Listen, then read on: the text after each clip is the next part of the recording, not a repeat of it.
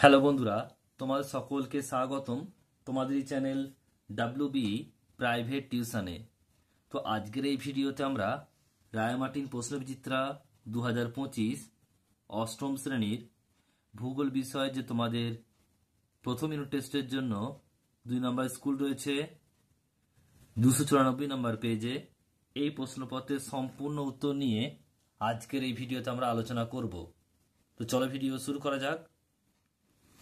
একের দাগের প্রশ্ন, সঠিক উত্তরটি নির্বাচন করে লেখো। 1 ভূগর্ভে গ্যাস ও বাষ্প মিশ্রিত তরল পদার্থকে বলে ম্যাগমা। অপশন নাম্বার সি সঠিক উত্তর হবে। 2 দাগের প্রশ্ন, পদার্থগুলির মধ্যে ভূ অভ্যন্তরের সবচেয়ে পুরু স্তরটি হল কেন্দ্রমণ্ডল। Option number B. 3 দাগের প্রশ্ন, মহাদেশীয় ভূত্বক গঠিত হয় গ্রানাইট শিলায়। নেক্সট প্রশ্ন 4টা বলছে বহিঃকেন্দ্রমণ্ডল ও অন্তঃকেন্দ্রমণ্ডলকে বিচ্ছিন্ন করেছে। অপশন নাম্বার সি সঠিক উত্তর হবে লেহমান বিযুক্তি রেখা। 5 দাগের প্রশ্ন, পৃথিবীর গড় ব্যাসার্ধ হলো। অপশন নাম্বার সি সঠিক উত্তর হবে 6370 কিমি। 6 দাগের প্রশ্ন, পৃথিবী পৃষ্ঠের গড় তাপমাত্রা। অপশন নাম্বার বি সঠিক উত্তর হবে 15 ডিগ্রি সেলসিয়াস। এরপর হচ্ছে 2 দাগের এর সত্য মিথ্যা শুদ্ধ অশুদ্ধ লিখতে হবে। 1টা মায়ানমারের রাজধানী নেপাইদাও, এটা হবে শুদ্ধ। নেক্সট প্রশ্ন 2টা বাংলাদেশের প্রধান নদী মানস, এটা অশুদ্ধ হবে, সঠিক উত্তর হবে পদ্মা। 3 দাগের প্রশ্ন, ভারত ও শ্রীলঙ্কা মালাক্কা প্রণালী দ্বারা বিচ্ছিন্ন, এটা অশুদ্ধ হবে, এটা হবে পক প্রণালী। নেক্সট প্রশ্ন 2 দাগে 1টা বলছে নেপালের উচ্চতম শৃঙ্গের নাম কি? উত্তর মাউন্ট এভারেস্ট। 2 দাগের প্রশ্ন, বাংলাদেশের রাজধানীর নাম কি? উত্তর হবে ঢাকা।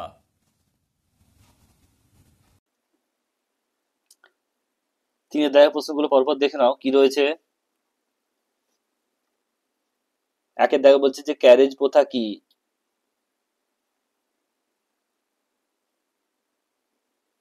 2 নম্বর বলছে সার্ক কি?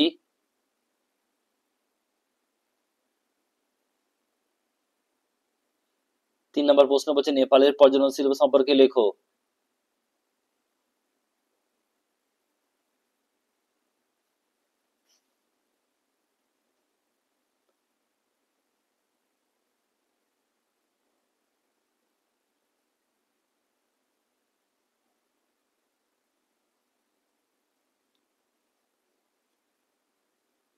এরপর হচ্ছে 4 দাগের প্রশ্ন, 1টা বলছে প্যানজিয়া ও প্যানথালাসা কাকে বলে?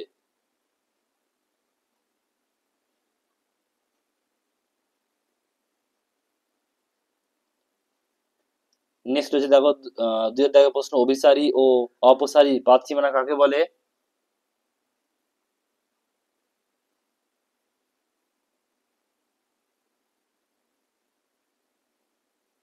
3 দাগের প্রশ্ন বলছে অভিসারী পাতসীমানাকে বিনাশকারী পাতসীমানা বলা হয় কেন?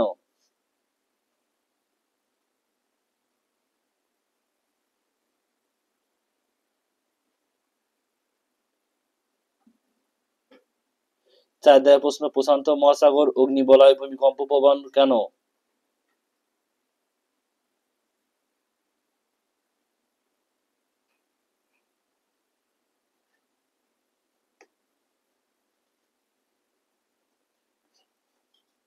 5 দাগের প্রশ্ন বলছে দেখো 1টা আগ্নেয় শিলা কাকে বলে এবং আগ্নেয় শিলার বৈশিষ্ট্য।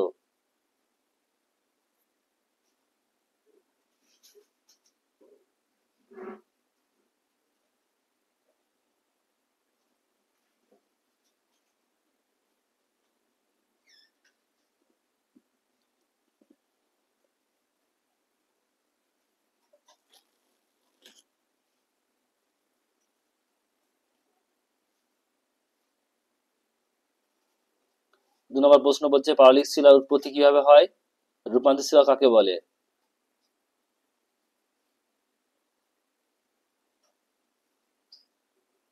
3 নম্বর প্রশ্ন বলছে শিলাচক্র বলতে কি বোঝো?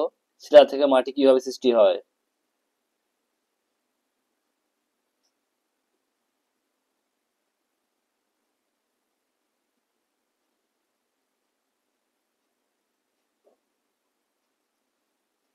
4 নম্বর প্রশ্ন বলছে পাললিক শিলা শ্রেণীবিভাগ করো।